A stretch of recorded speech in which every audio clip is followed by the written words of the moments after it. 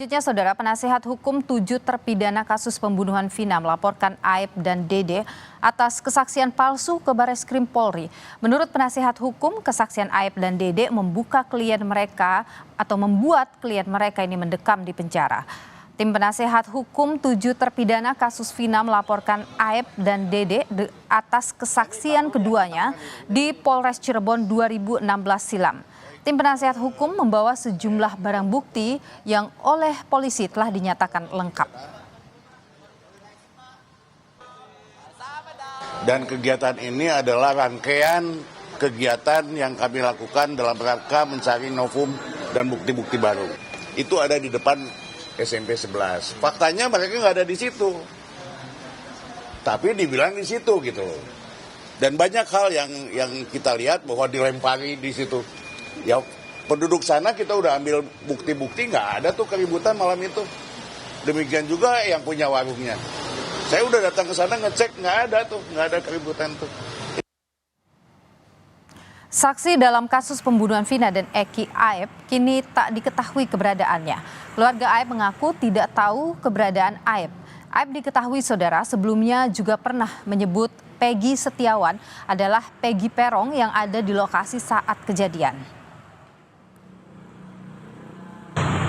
Emang awalnya orang tuanya di sini emang bahkan adik emak itu anak itu ya namanya bocah itu kan di mana aja, buktinya kan terjadi di Cirebon ya, karena namanya usaha di mana aja mungkin begitu. Jadi ya sekarang kejadian begini ya nggak tahu, jadi nggak ngerti, mak nggak paham. Sekarang berarti di mana katanya? Nggak tahu tuh sekarang mak kalau nggak pernah ngeliat ini.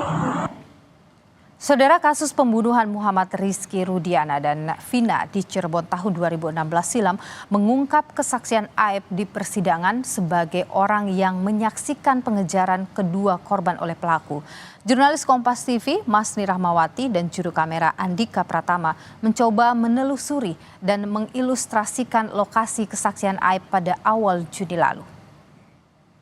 8 tahun berlalu, kasus pembunuhan Vina dan juga Eki ini masih meninggalkan banyak tanda tanya. Dari tahun 2016 lalu hingga sekarang, keterangan dari beberapa saksi masih menjadi sorotan. Adapun kesaksian dari Aep dan juga Deden, di mana dia menyebutkan bahwa mengingat jelas bagaimana ciri-ciri dari kendaraan sebagai barang bukti pada malam hari. Lantas, bagaimana keadaan dari TKP Jalan Saladara pada siang dan malam hari? Berikut penelusuran saya. Dua saksi yang jadi sorotan dalam kasus pembunuhan Vina dan Eki adalah Aep dan temannya Deden. Dalam kesaksian mereka dapat melihat jelas ciri-ciri motor dan tanda nomor kendaraan bermotor milik gerombolan geng motor malam itu. Namun sayangnya, Aep dan Deden tidak pernah dihadirkan dalam persidangan pada kasus 8 tahun silam. Menanyakan apakah saudara kenal sama orang ini, ya saya mengenalinya, cuman saya tidak tahu namanya. Gitu. Terus motornya apakah tahu motornya? Saya sebutkan ya saya tahu motornya apa, Smash gitu saya. Smash warna pink gitu saya. Oh, si Peggy ini dulu motornya Smash. Iya. Waktu penangkapan itu saudara Peggy itu nggak ada ya. Dalam berkas salinan putusan sidang tahun 2017 lalu, Aep dan Deden bersaksi bahwa dirinya melihat dua orang yang berboncengan motor yakni Vina dan Eki melewati Jalan Saladara. Tepat di depan SMP 11 Cirebon, mereka melihat segerombolan geng motor melempari dan memepet Eki dan Vina di malam hari 27 Agustus 2016, sekitar pukul 22 waktu Indonesia Barat. Dalam kesaksian, Aep dan Deden melihat kejadian tersebut dari jarak kurang lebih 50 meter, tepatnya dari warung kopi dan fotokopi. Kami mencoba melakukan penelusuran ke lokasi kesaksian Aep dan Deden di Jalan Saladara, Cirebon. Kami akan mencoba membandingkan lokasi itu dengan keadaan beberapa tahun lalu. Kami mengecek melalui aplikasi Maps bagaimana penampakan lokasi tersebut di tahun 2015 hingga 2017. Dari penemuan kami, hanya ada warung fotokopi di samping tempat cuci mobil motor. Tak ditemukan warung kopi. Untuk memperkuat temuan, kami juga bertanya kepada pemilik warung yang berada tak jauh dari lokasi kesaksian Aep. Pemilik warung menyebutkan tak ada warung kopi yang berdekatan dengan warung fotokopi di tahun itu. Pemilik warung mempertegas, wilayah itu minim penerangan dan sepi pada malam hari. Ibu, saya mau nanya ini kan dulu kalau dulu itu di sini di depan itu yang ruko itu ada warung fotokopi, terus ada warung kopinya nggak, Bu? Nggak ada. Nggak ada. Itu khusus fotokopi, jual buku-buku, alat tulis, itu aja. Kalau warung kopi di sini di mana paling dekat? Nggak ada. Nggak ada. Ada juga di sana di dekat lampu merah, itu yang punya Madura. Jauh. Jauh. Ada berapa meter ke sini? 200-300 meter? 200-an kalau nggak salah, dari sini lampu merah paling juga 200. 200 ya? Nggak jauh.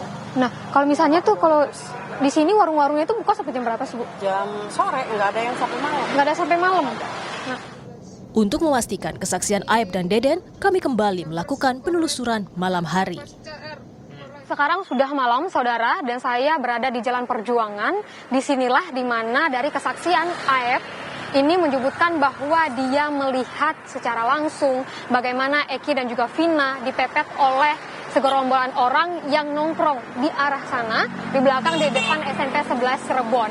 Nah, dari kesaksian Aep yang tertuang dalam berkas pengadilan memang menyebutkan bahwa saat itu, malam kejadian, dia sedang nongkrong dengan temannya Deden di warung kopi dan juga ada warung fotokopi seperti itu. Jika kita melihat kembali ke tahun 2015, ke tahun 2016, bahwa di sebelah kiri saya ini, di ruko yang sekarang ini memang ada warung fotokopi, namun tidak ada warung kopi kalau kami melihatnya. Namun pada kesaksian Aep dalam berkas persidangan menyebutkan bahwa ada warung kopi dan juga ada warung fotokopi. Nah, di sini kami juga akan mengilustrasikan bagaimana Aep dan juga Deden melihat dari Vina dan juga Eki ini dipepet, dilempari oleh segerombolan dari geng motor. Nah, dapat dilihat, saudara, ke arah sana sekitar 50 meter dari tempat berdirinya Aep, di tempat saya berada ini, tempat saya berdiri sini, mengarah ke sana. Dapat dilihat, kami ilustrasikan dengan ada motor yang menghidupkan sernya sebelah kiri. Kita anggap saja itu adalah Vina dan juga Eki, dan juga di sana ada segerombolan geng motor yang tentunya yang disebutkan oleh Aep di dalam berkas persidangannya. Kita melihat ke sebelah sana, saudara. Kita lihat hanya ada satu penerangan, hanya ada satu lampu penerangan di sana. Dan kalau misalnya kita melihat juga ke tahun 2016, memang penerangan hanya ada satu. Dan kita melihat ke arah sana, saudara, kalau jalanan ini memang kurang penerangan, gelap. Kalau misalnya kita melihat dengan mata telanjang, kita bakal bisa melihat ada motor di sebelah sana, ada orang di sebelah sana, namun kita tidak bisa melihat secara jelas bagaimana ciri-ciri motornya, bagaimana nomor plat motornya, dan juga siapakah orang yang ada di sana. Tapi dalam kesaksian Aep dan juga Deden, teman dari Aep ini menyebutkan bahwa dia bisa melihat secara jelas nomor kendaraan motor dan juga ciri-ciri motornya, serta bagaimana ciri-ciri orang yang ada di sana yang sejauh 50 meter dari tempat dia berdiri. Aep bersaksi bahwa dirinya melihat dengan jelas ciri-ciri motor, tanda nomor kendaraan, dan wajah pelaku malam itu, namun tak mengetahui nama mereka. Aep dan Deden ini sudah memberikan keterangan, dan keterangan mereka ini sudah ingkrah di persidangan beberapa tahun lalu. Namun, Aep ini tidak pernah dihadirkan dalam persidangan, sedangkan kesaksiannya menjadi salah satu pertimbangan pada putusan pembunuhan Vina dan juga Eki. Apakah polisi kembali akan menguji kesaksian mereka? Masni Ramawati, Andika Pratama, Kompas TV, Cirebon, Jawa Barat. Saudara, keluarga Vina meminta kepolisian membuka data di ponsel milik Vina yang disita Polres Cirebon. Kakak Vina, Marliana, menyebut ponsel Vina pernah dikembalikan, tetapi dalam kondisi kosong atau datanya telah dihapus. Ponsel Vina yang telah disimpan keluarga kembali disita Polres Cirebon dengan alasan untuk kepentingan penyidikan. Menurut kakak Vina, isi ponsel dan rekaman CCTV yang diklaim oleh ayah Eki, Ibtu Rudiana, tak pernah dihadirkan di persidangan.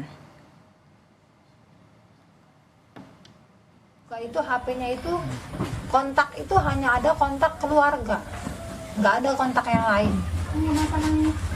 Dan BBM pun saat itu kan adanya BBM ya. BBM itu cuma ada satu chattingan, dan chattingannya juga hanya kayak chattingan baru 2 harian.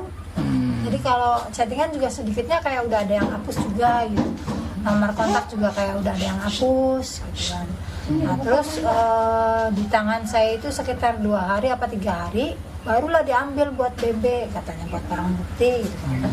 Dan sampai saat ini HP pun belum di tangan kami keluarga korban. Korban salah tangkap Peggy Setiawan tak akan melaporkan polisi yang memukul dan mengintimidasi saat penangkapannya pada Mei lalu, saudara. Peggy mengaku ia dan kuasa hukumnya sudah mengikhlaskan tidak memproses hukum perlakuan tidak menyenangkan tersebut. Dibekap dengan plastik itu akan bersama dengan kuasa hukum, akankah itu dilaporkan kembali perbuatan tidak menyenangkan itu atau seperti apa? Saya sudah mengikhlaskan karena itu adalah pertama awal saya masuk di pihak penyidikan. Jadi saya mengikhlaskan itu karena itu hanya sedikit. Jadi saya udah nggak apa, mungkin itu wajar lah. Oh. Jadi saya sama pihak kuasa hukum udah mengikhlaskan nggak apa-apa. Sudah mengikhlaskan itu yang terjadi di awal.